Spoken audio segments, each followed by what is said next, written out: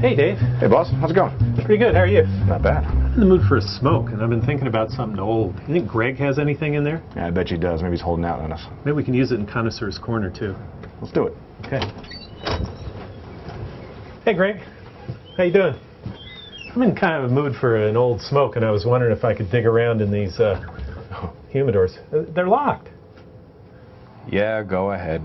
I know you guys go through my humidor when I'm gone anyway.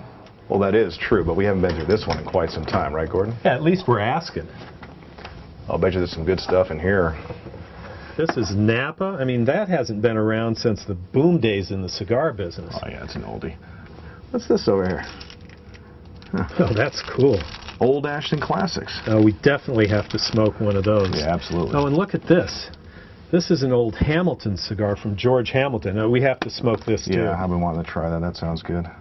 Oh, and What's look that? at this. Lone Wolf. Ooh. Jim Belushi and Chuck Norris. That's an old name. Yeah, not around anymore.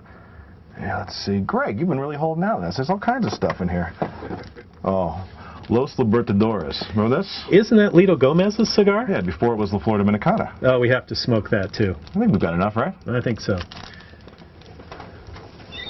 Okay, Greg. Thanks a lot. Take it easy. Can I get my key back? Yeah. Oh, yeah.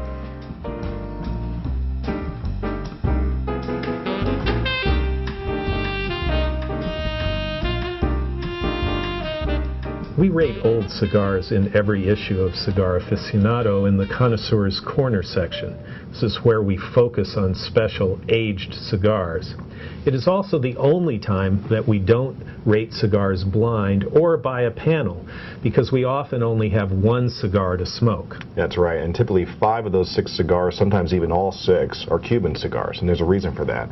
That's because the Cuban cigar industry has a tradition of vintage dating their cigars, and there's a worldwide market for collectors who age their cigars and even sell them at auction. So what's unusual here is that we have all non-Cuban cigars today for Connoisseur's Corner. And I'm going to start with this old Ashton Classic. Yeah, Dave, I want to show people something. You can tell, if you notice, this cellophane is really quite yellowed from being in the humidor. That's a sign that there's quite a bit of age on it. The oils from the cigar come out and get permeated in the cellophane. Mm-hmm. But Dave, I think I'm going to smoke this Hamilton's Reserve while you smoke that Ashton. We'll see how they compare. Now, we figure this Ashton Classic is at least 10 years old. It's really beautiful. It has a nice light brown color to it. Just a little bit of oil.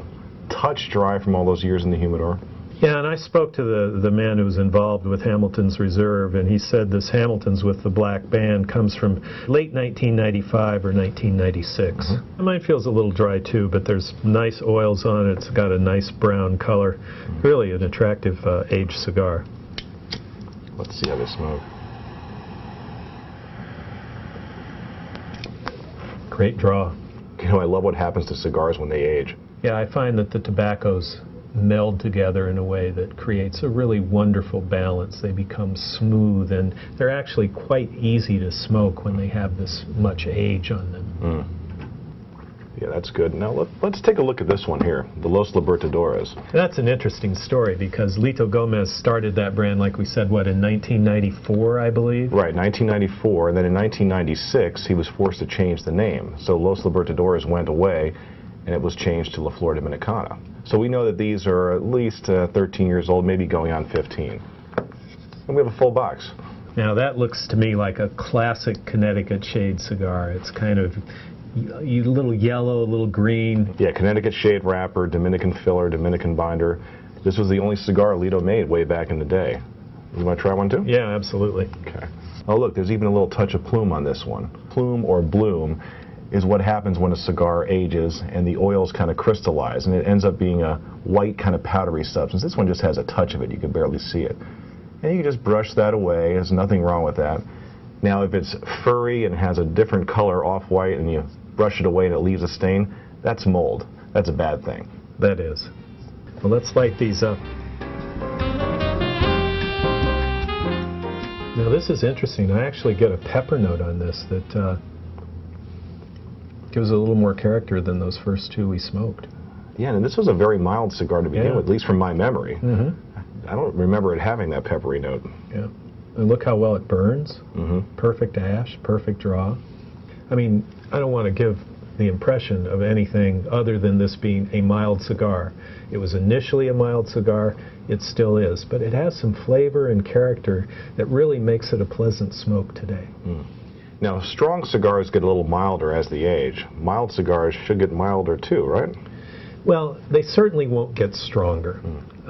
Whether they get milder or not, I think there is a point of diminishing return where they could literally be too mild and not really have any taste or flavor, which is not true with this cigar.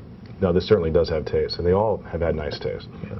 Like fine wine, premium cigars do get better with age. They often lose that harshness of youth and become smoother tasting, and their flavors become better blended. I'd like to suggest something to you. Take your 4 or 5 favorite brands, dedicate a small humidor just to those cigars, and age them for a year or 2 years or even 5 years if you have the patience. I think when you light up that aged cigar, you're going to like what you taste.